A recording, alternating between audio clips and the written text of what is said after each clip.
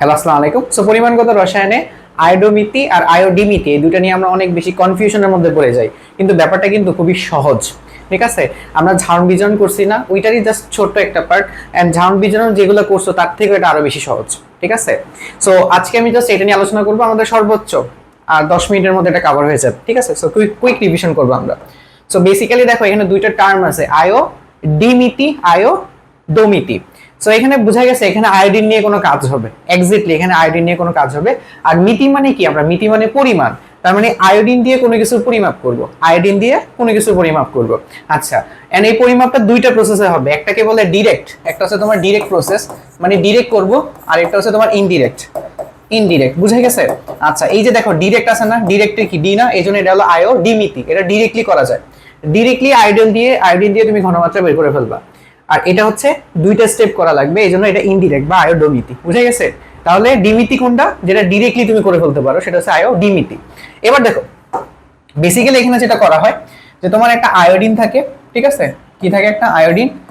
Iodine হচ্ছে potassium sodium থায়োসালফেটের সাথে বিক্রিয়া করে, Na2 থায়োসালফেট হচ্ছে কত? S2O3। তো আয়োডিন যখন এটার সাথে বিক্রিয়া করে তখন এখান থেকে কি কি পাই দেখো তো। বেসিক্যালি আমি এইটা হয়ে যাবে sodium tetrathionate, sodium tetrathionate S4O6। ওকে, আর তোমরা একটা জিনিস সবসময় জানো, আয়োডিন এখানে যার মান কত? 0 না? আচ্ছা ভাই 0, তাহলে 0টা অবভিয়াসলি চেঞ্জ হয়ে কত? -1 হয়ে যাবে। -1 হয়ে গেলে সে অবভিয়াসলি এটা ধাতুর সাথে চলে যাবে, তাই না? সো যেহেতু এটা ঝাড়ন বিজন বিক্রিয়া, সো চেঞ্জ হয়ে গেলে -1 হবে, ধাতুর সাথে চলে যাবে, তাহলে সোডিয়ামের সাথে চলে যাবে, সোডিয়াম আয়োডাইড। ঠিক আছে, এখন এখন দেখো ব্যালেন্সিং করতে হবে না। এখানে এখানে আয়োডিন কয়টা? দুইটা, এখানে আছে একটা, তাহলে এখানে 2 দাও। তাহলে এখানে সোডিয়াম হয়ে গেছে, এখানে দুইটা, এখানে দুইটা, 4টা।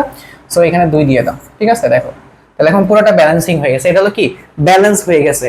এখন এখানে তোমার জাস্ট কি কি দেওয়া থাকবে ভাই? আমরা আগে পড়ছি না, এটার 1 মোল হচ্ছে এটা 2 মোলকে করতে পারে, মানে প্রশমিত করতে পারে, ঝারিত করতে পারে। তার মানে এখানে দেখো n of iodine equal to হচ্ছে কত? Divided by 1। স্টয়কিওমেট্রির এটা ইউজ করে আমি কি করতে পারি? n of sodium thiosulphate Na2S2O3 divided by হচ্ছে 2।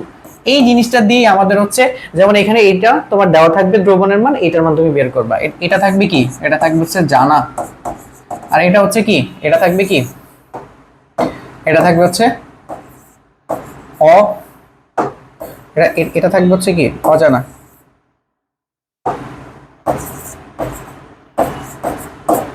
বুঝা গেছে? তো জানার মাধ্যমে অজানাটা তুমি বের করবা।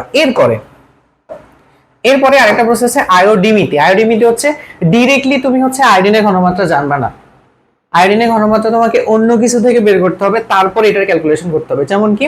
যেমন তোমার এখানে প্রথমে থাকবে, দেখো আমরা এই ক্যালকুলেশনটা আমি জানি। ঠিক আছে, তাহলে আমি এটা আবার লিখি। ধরো সোডিয়াম থায়োসালফেট প্লাস হচ্ছে আয়োডিন। সো এখান থেকে কি তৈরি হয়? সোডিয়াম টেট্রাথায়োনেট Na2S4O6, আর এটা আয়োডাইড হয়ে যাবে, মানে সোডিয়াম আয়োডাইড। ঠিক আছে, ওকে।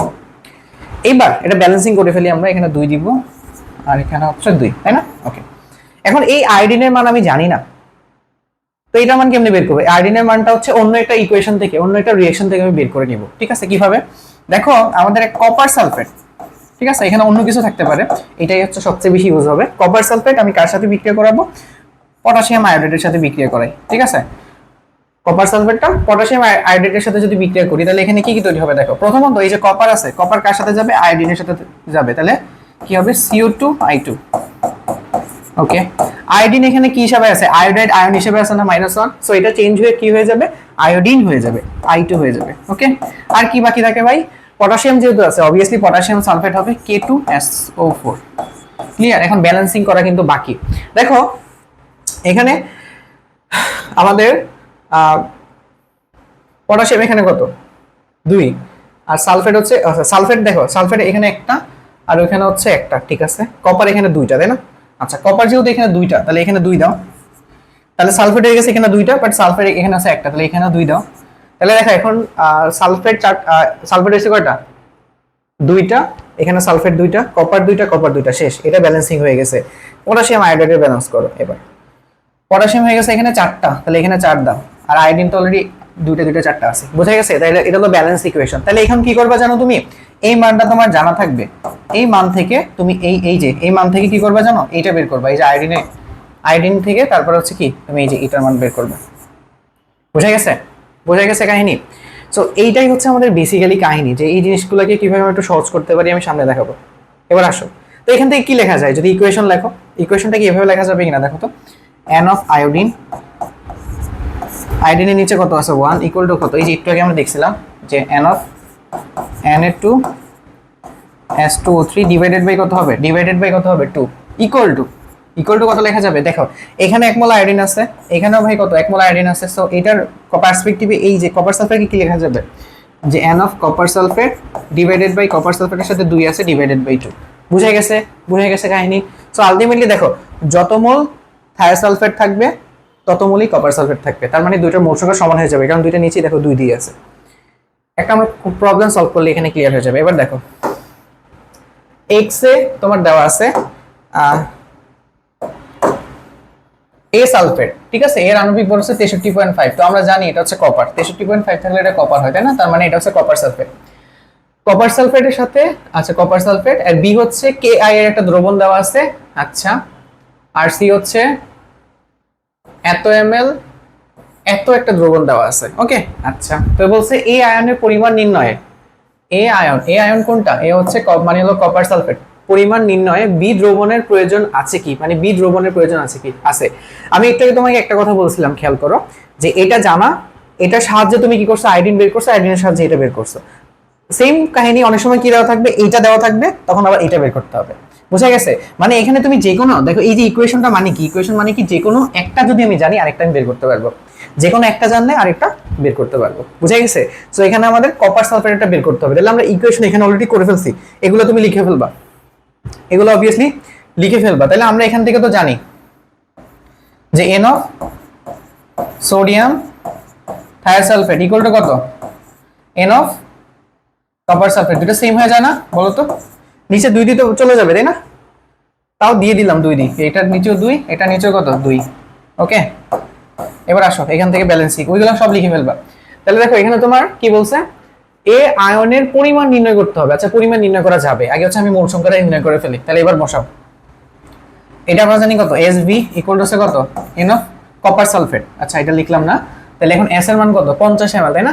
আচ্ছা, 50 ml মানে আচ্ছা 0.02 মোল, 0.02, আর ভি দেওয়া আছে কি, আয়তন দেওয়া আছে 50 ml। 50 ml মানে কত, এটাকে তুমি লিটারে নিয়ে যাবে, 50 × 10⁻³ তাহলে এখান থেকে দেখো মোলারিটি চলে আসতেছে, এইটা কার মোলারিটি, কপার সালফেটের মোলারিটি। তাহলে কত আসতেছে, 0.02 × 50 × 10⁻³ 1 × 10⁻³, ওকে। এখন বলো, তোমাকে বলছে এই আয়নের পরিমাণ নির্ণয় করতে বলছে, পরিমাণ। আচ্ছা, পরিমাণটা আমি গ্রামে বের করে ফেলি তাই না, মূল সংখ্যা তো আমি জানি, গ্রামে বের করে ফেলি, মানে ডব্লিউ। তাহলে ডব্লিউ ইকুয়াল টু কত, এনএম। তাহলে এন এর মান হচ্ছে কত, 1 × 10⁻³। এখন আমাকে বলো তো, কপার সালফেটের মধ্যে কপার কয়টা থাকে, 1 মোল কপার সালফেটে, 1 মোল কপার সালফেটে কপার কয়টা থাকে, 1 মোলই তো থাকে তাই না? দেখো বা ভাঙে দেখো কত আসে, এটা 1 মোল, তাহলে এটাও কত মোল, এটাও তোমার 1 মোল, হ্যাঁ। সো আলটিমেটলি দুইটার জন্য এন এর মান সেম হবে তাই না?